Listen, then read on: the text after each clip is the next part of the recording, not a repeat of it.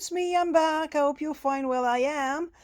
I'm trying to find some comfort in the craft room and trying to forget everything about the outside world, but it's getting more and more difficult. Well, in these times of turmoil, I'm trying to settle down and find some focusing on a new project I've just started. Everything was ready.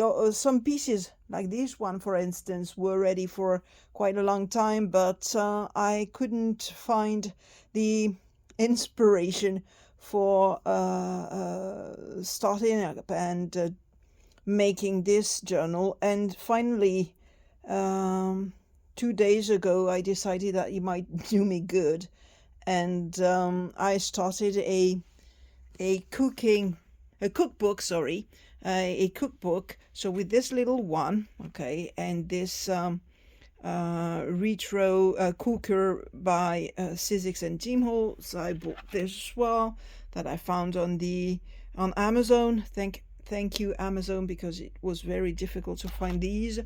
And well, I've used some. So this is where I got so far. Okay, I'm using Eileen Hull's full-size journal, and instead of keeping it in one piece, I've decided to cut, okay, all the pieces, and to make a larger spine so that it will be easier to put some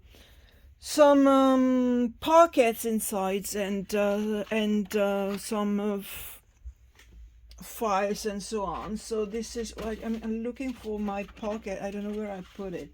I don't know where where is the pocket.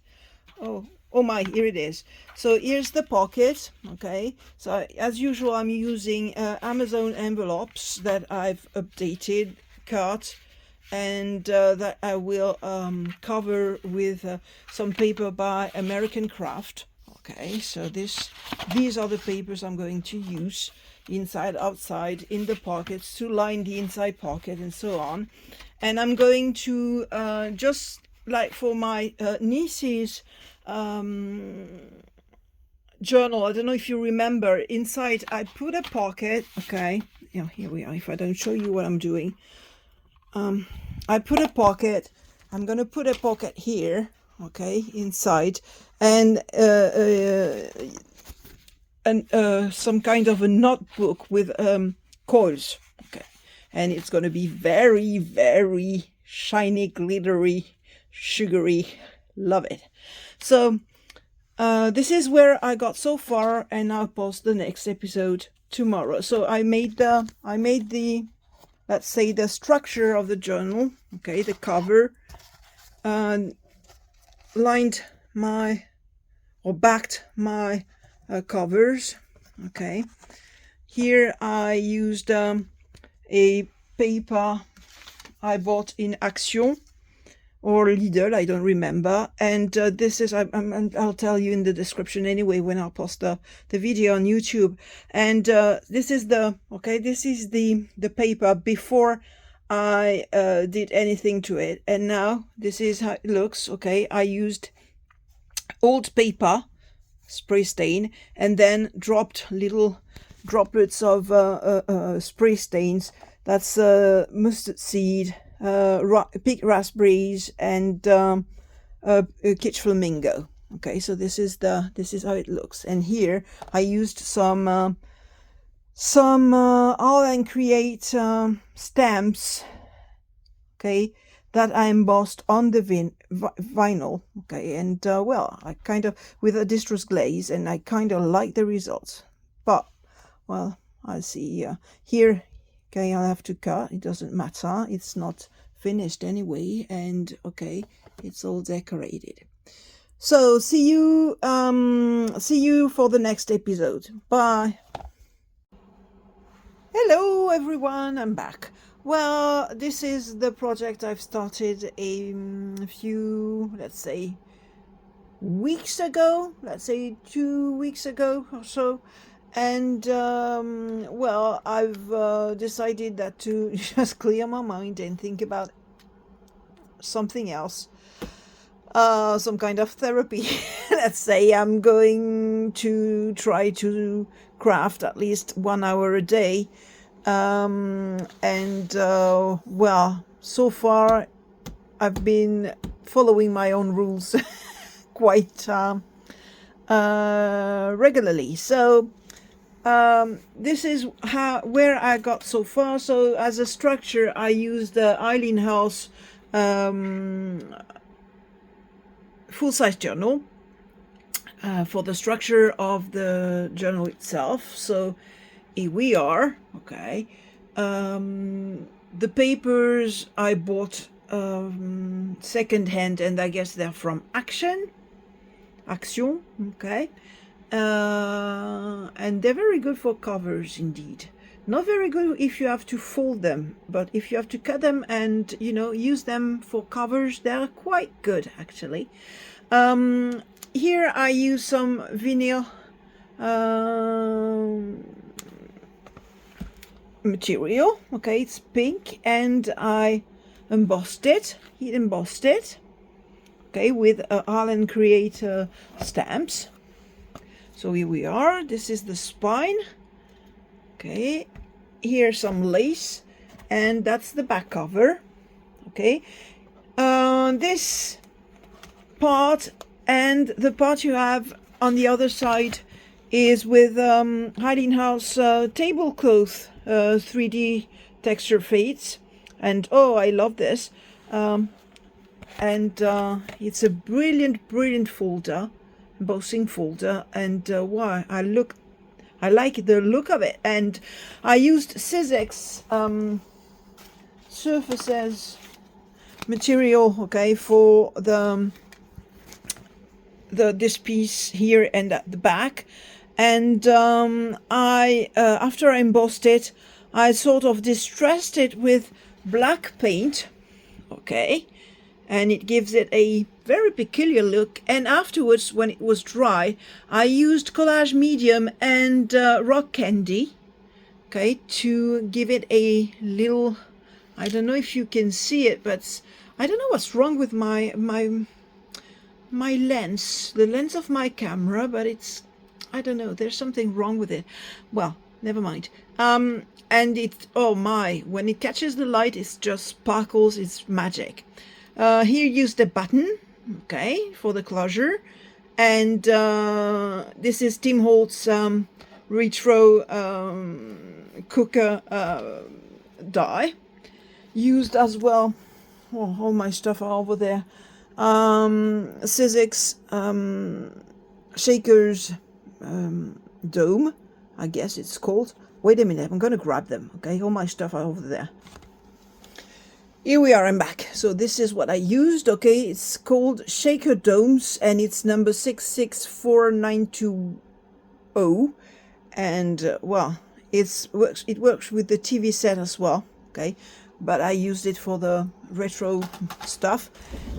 Well, I don't remember the number of the cooker. Here we are. It's number 665586. Okay, and this is the one. And it's called Retro Oven ou Four Retro. Okay. So this is what I used. I die cut all the little hearts here with one of my dies, C6 dies. I guess it's a Tim Holtz one, but I tell you what, I can't remember which one. Is it a Tim Holtz? Yes, it must be. I don't remember which one I used, because tell you what, these little hearts I had die cut a long time ago, and I had them in my drawers, and I don't remember. But I guess it is indeed a Tim Holtz die cut. Well, I find it and I put it on the description, okay? So here we are. And now inside, so inside I used papers by Jillibean, okay? And papers by American Craft that I bought secondhand too. I buy a lot of secondhand stuff. And here I did exactly the same system as with my niece's project. And I don't know if you remember my niece's, where I put a central holder, file holder in the middle, and I'm gonna put in there a notebook, okay, a notebook in there. Here I have stuck views, okay, plastic views from a photo album. Okay, so they are, you have the possibility to put, you know, all the recipes over there. And on the other side there is another file holder, and I'm gonna put in them maxi tags. Okay, sorry, not in them, but in here, maxi tags on which you'll be able to write the recipes or glue them after you cut them from a magazine or so on. So this is what it's going to be used for. And now I'm currently working on the covers of my notebook. So these are the covers, okay. Once again, the little girl is from, the little cooker is from Arlen Create, and this is set number 421. And I also used a few stamping images from this set as well, which is number 818. Cook with passion, kiss the cook, to love well is to eat well. So I used this one too. This is with Sizzix set by Georgie Evans, I guess it is. Yes, it must be Georgie Evans. Yep, that's okay, by Georgie Evans. And oh well, I fell in love with this one because I couldn't find anything that I liked very much related to cooking, and when I saw this I just jumped on it. So this Georgie Evans, and you have, you know, this piece here that I used to make my cook, how do you call it? Cook. We call it robot ménager in French, but I don't know how you call it in English. Well, I check. Here, okay, to make this kind of frame, I used this set by Sizzix. It's a framelits by Olivia Rose, I guess. Yes. And what I like is that you have the centerpiece and the frame, and it's very convenient. You don't have to struggle with washi tape and so on. So I liked it very much. Underneath, it's paper by American Craft as well. Okay, and what else should I add? Well, I distressed my mixer here. Okay, my kitchenette, Mr. Artisan, I guess it's called, or Kenwood, whatever. Well, it's a cooker robot and cooking robot. I don't know if it's the right translation. And well, I distressed it. Once again, I did a few hearts and my little cooker here. Okay, here a little charm representing as well a cooker, and here we are, and lace everywhere, and all around my stuff. I don't know if you can see it sparkling in the light, but I've added glue and rock candy.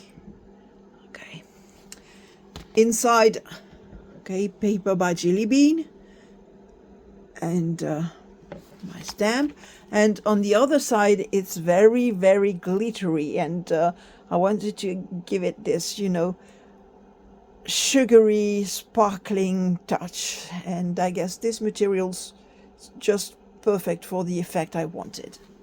Now I'm currently working on the tag, okay, because I probably had the tag to the stuff, so I prepared a little tag, okay, that I'd left with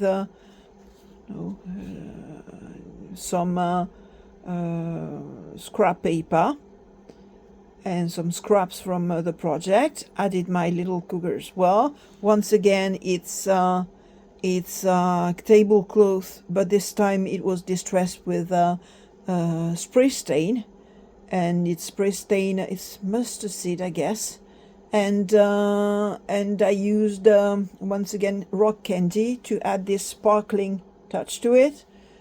okay, lace again. On the other side you find the same paper as you can have on other parts of the journal. Okay, and once again sparkling stuff. And to add to this tag, I probably, you know, find a way to put them together, and I made a second one, okay, still with the same papers that you find in the project that I distressed once again.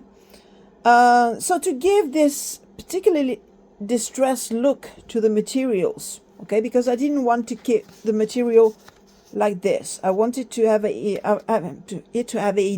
very distressed look. Well, I have a trick. I don't know, maybe you have it too, because you're probably more experienced than me. But when I cut my material, I keep a very, very old plate like this, okay? I have very new ones, but I'm very old too. And when I want to distress a material, I just roll my material in the Sizzix Big Shot with this plate, okay? The material, the face I want to distress, facing the plate here, okay? It's really, really, it's, oh my, what an old one. I guess this is the first one I bought when I started scrapbooking, okay? That's 10 years ago, 12 years ago now. So that's where, oh, okay? That's the one, and it gives this particularly distressed look to the materials you use it with, and well, I like it. So, and then after you put a little paint, okay, or gesso, or whatever you want, and it gives this distressed look to your material, and I like it. Well, better like it, because that's what I did anyway. So it's too late, and now I'm working after I finished working with my tag. Oh, you can see my my workspace is in a terrible state now, because I clean it. I had clean it. I wish I could clean it every time I come here, but I don't have time. So it's either I craft or I clean. I'd rather craft. And these are the pages I'm going to put inside my notebook. Okay, so I stamped them, all of them, with a stamp I bought from, wait a minute, I'm going to show it to you. I bought from Darkroom Door, a very old one, sorry, okay, and that I love very much, and that I've learned how to use, because well, first I had troubles with it. Okay, I'm back. So I was telling you that I had some problems with my video. Never mind. So I'm working on the pages currently. Okay, so it's a Bristol paper, not Bristol. It's a printing paper by Clairefontaine, which is absolutely brilliant, and the quality of it is, oh my, amazing. Better than Bristol, I guess, because it's less porous, and it's so I cut the pages in two, okay, so I got an A5 size, and used my Memory Keepers, We Are Memory Keepers Crocodile Corner Chomper, and that's the scallop one, okay, scallop, and on the other side it's stub. Okay, I love this, they're great. And now I'm gonna add on each pages. So this one I don't know, okay, I bought these secondhand. I have no clue. They're very good quality, okay, I have no clue what a brand this is, so if you can help me, well, welcome. But I can't tag the you know, the company, because I don't know what company they are made by. So I don't know. Very good quality, red stamp quality, but I don't know.